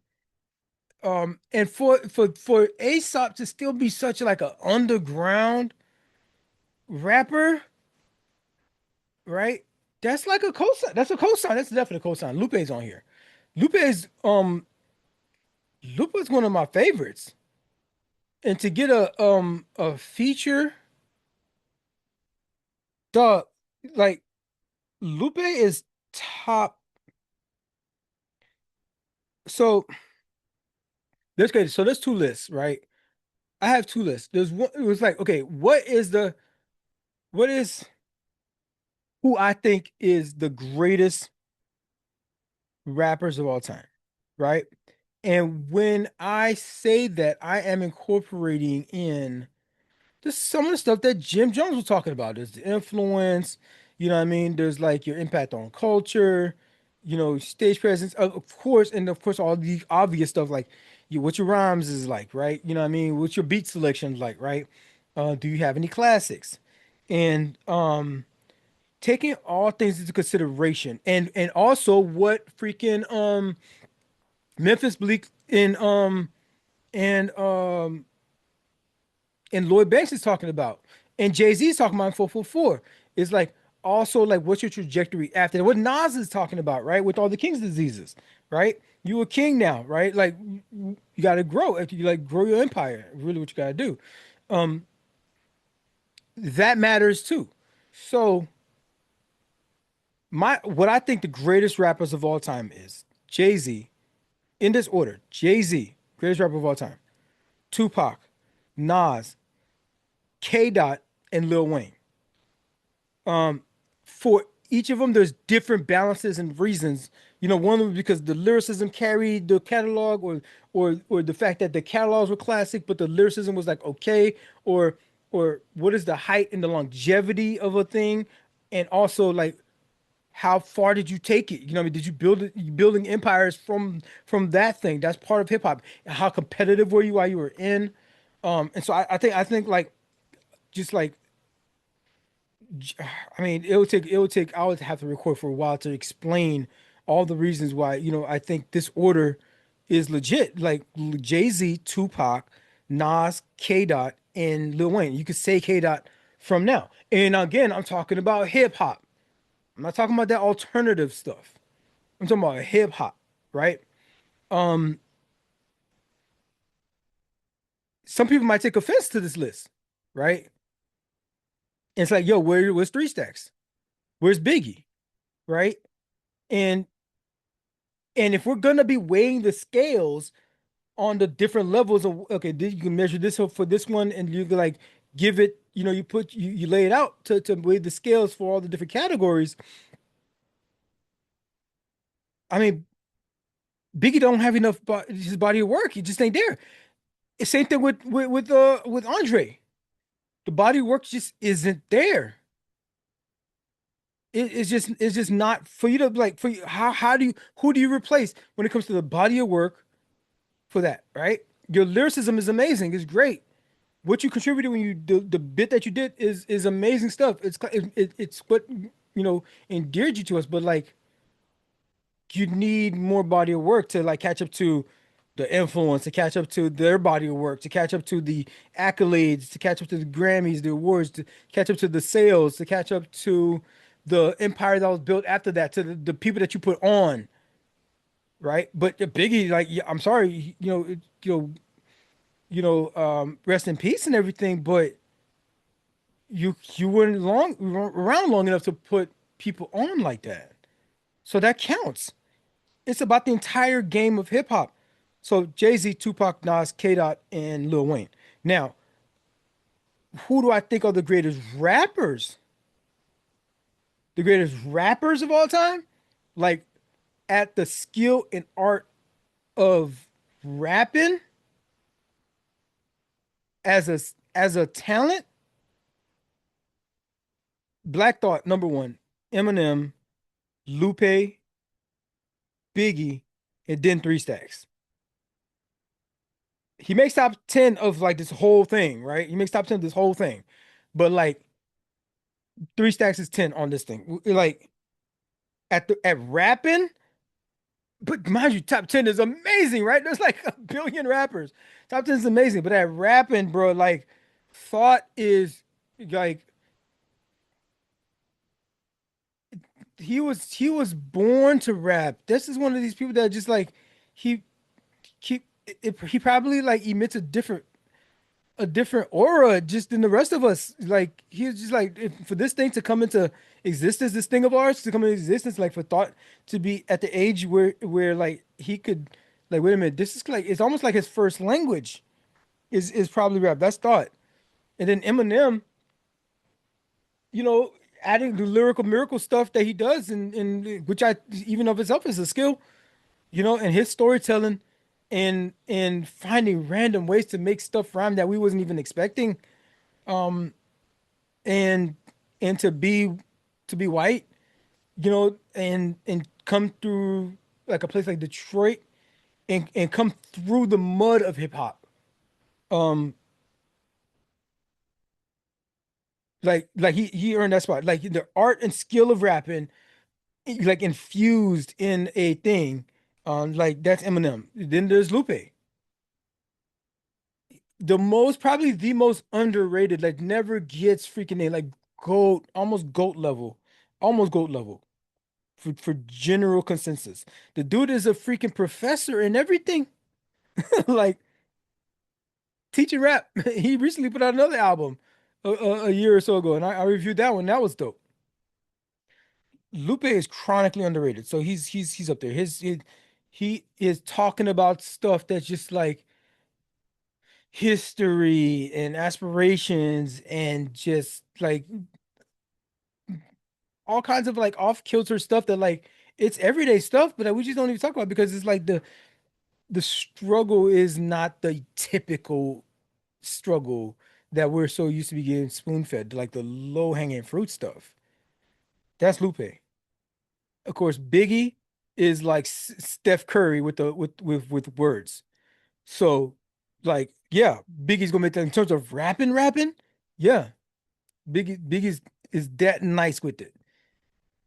Again, career very short lived, but from what I heard, you know what I mean, and even the posthumous, Ready to Die, and then even the posthumous stuff, like whatever recordings they had of, and then all the features, you know what I mean, with Junior Mafia or whatnot, or whoever else he's featured on. Um, like that dude is nice with the words. That dude is nice with butter. That boy is butter with the words for what he did. Just like can't be greatest of all time. You know what I mean? Can't make it that top five on that. And then there's Three Stacks. And Three Stacks had us thinking in a different way. He had his own like a branch of artists that come under his lineage. You know, and you know, and he's himself would credit Sly for Sly Stone, for even the energy and the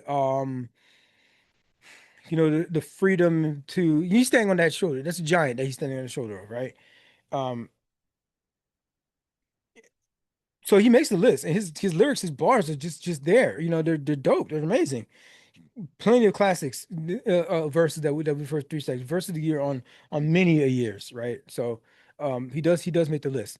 Um, but the one song that I think is the best song, like I said, from this project that I haven't even talked about is okay. So we know we have the Clips is rolling out, right? The Clips is rolling out. They have a shout out to the Clips.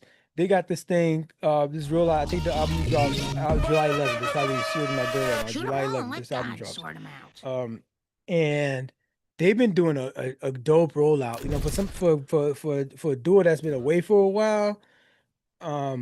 They really need to get people acclimated to their story, to get acclimated to like, yo, what happened?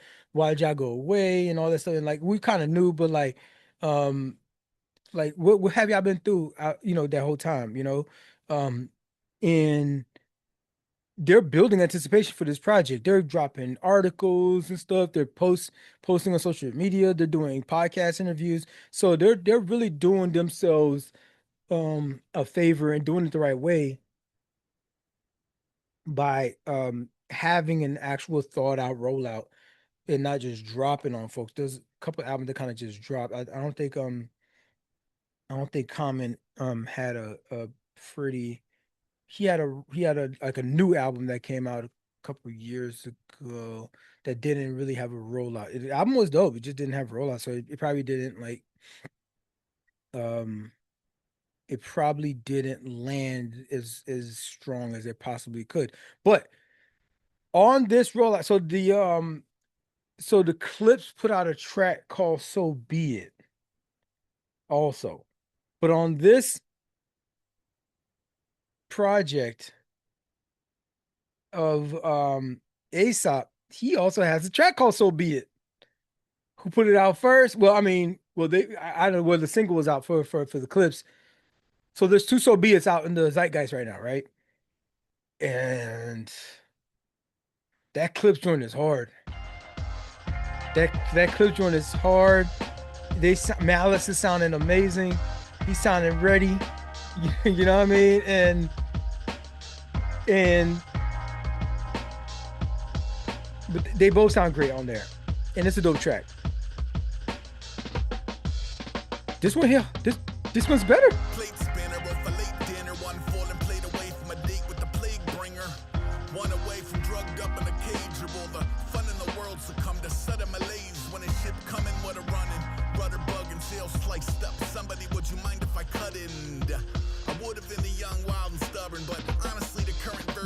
The Aesop Rock version of So Be It is better. It's got Open Mic Ego on that joint. He just does like a little bit of the vocals on the chorus, and it's not even like a long chorus. But I wish he would have probably spit something, but he didn't give a verse or nothing like that. But he did the chorus on there. But the production mixed with the vocals and the cadence and the storytelling on that thing, it's a solid piece, man. It's better than the Clips joint. And the Clips joint is hard. The Clips joint is hard. Like it's the fact. So you thought that one was hard? Go listen to this. The black hole super. You get drawn into this black hole. Gaming would be like a dope. I could see that. Like playing one of these games. Like I was playing. What was I playing? Grounded. I'm playing Grounded, and I will listen to this joint playing Grounded, and like, this all forest. It's all forest and grounded. So I'm like, dog, that tree look like that tree. Or not even trees, blade of grass. Because you're like miniatures, so like a blade of grass. It's like, I forget where I'm at. I'm just like circling around, and I'm dying because I'm distracted because it's like, it brings in this universe, but like Grounded, you can just keep dying or whatever. I mean, it's just like, it's fine. It's not like I'm playing live Call of Duty or something like that, with anybody. I could just like go into this world, and next thing I'm exploring like a spider's nest kind of thing, right? And I'm in there, and I'm like listening to this during the same time. It's freaking trippy, freaking mad trippy. There's this he actually put out, speaking of games, he literally put out a game. It's on stream. It's on stream, and in this one, it's a fictional convenience store.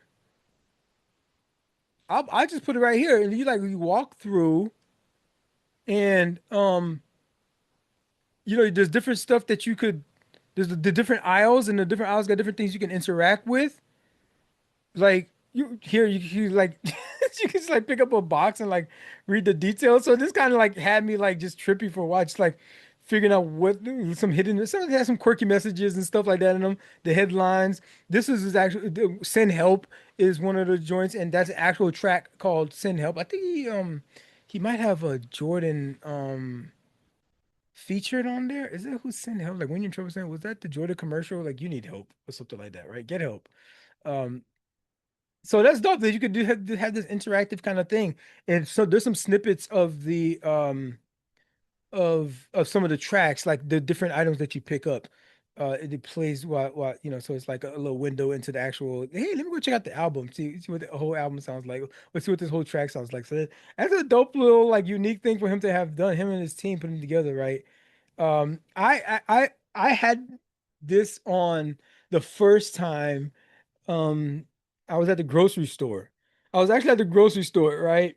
And like I clicked on it, and I was like, oh snap, ASAP dropped something, right? So let me download it and listen to it. And so I really didn't remember the title was Black Hole Superette, right? And so I'm listening to it. I'm at the grocery store, and I'm like, some of this stuff is like, is this dude just like exploring, just like exploring like different. This is like, I feel like this is bodega. This is meant for the bodega. Like somebody that's like needs like a roadmap through a bodega, right?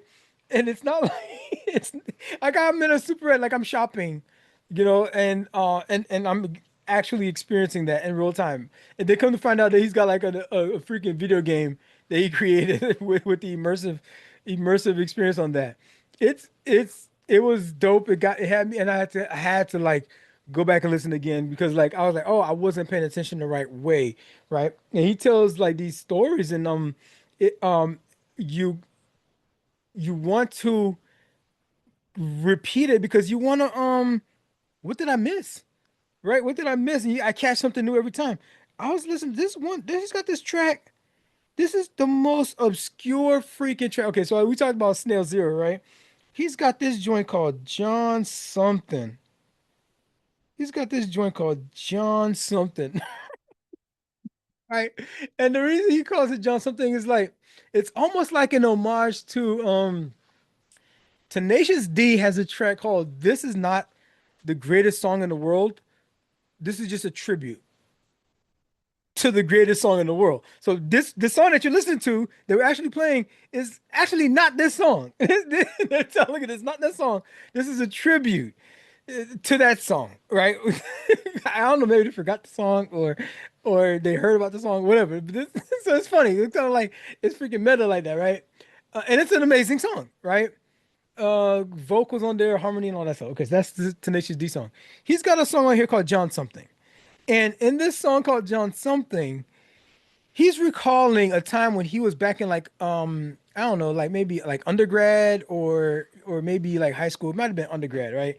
And like they had a speaker for the day that came in to the school and and he's like and it's like, oh, it's for artsy kids or whatever, like artsy, whatever kind of speaker. It's like, hey, I'm artsy. You know what I mean? I'll go check out this this lecture. And okay, let me just read this joint. Like, we had a visiting artist in the winter of '96 who came to talk about his paintings and the shit that made him tick. I think his name was John something, right? If at the assembly you're allowed to cut the class, I was sunk into the bucket, yellow puffy on my lap. Uh, bring on John something.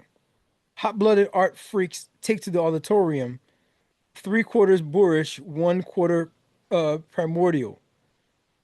Keen to absorb the stories of veteran picture paint of veteran picture makers, even if an unfamiliar name and face or mystery flavor. Say John something who was punctual to the podium. Visibly uncomfortable, having trouble focusing. Noticing we're nothing. Noticing we're noticing, he pardons the glitch. Says, I'm sorry, but it's vital. I depart from the script to where you had one job, John something. He goes today. He's like going back and forth, right? So so John is like, I'm sorry, but it's vital. I depart from the script. And he goes, his voice comes in, it's like, to where? You had one job, right? And he kind of like panics. He goes, John something. Something's wrong with John something. I just find that so funny, right? Like something like John something. Something's wrong with John something. Something on his mind. He been searching for the words. Even standing at the plate, I ain't anticipate the curve. He goes, last night I saw this documentary, right? So this is John something, right? And he doesn't remember his last name, so he named him something John something, right? He like last night I saw this I saw this new documentary, and I cannot under he's like last night I saw this documentary, and I cannot understate the extent to which it's affected me. He's like I'm on the edge of my seat, right? He said it's called When We Were Kings. This was 1996. He was there to show some photos that would demonstrate his gift. I think his name was John something. If at the assembly you were seeing something new, I'm a new fan before even seeing what he do. Bring on John something. When We Were Kings is actually I added that. When We Were Kings is a documentary feature on the 74 U.S. Heavyweight Boxing Championship. That's commonly referred to as the Rumble in the Jungle. So like right now we're into the John something story. Like we started off him going back to 96, like trying to get, just skipping class and and to see an artist like a painter, and the painter is like, yo, I'm distracted. And like, why, what are you distracted by? Like, this is, and like John something goes on to tell this story, and he goes into the rumble of the jungle, right? And so we're like within the story.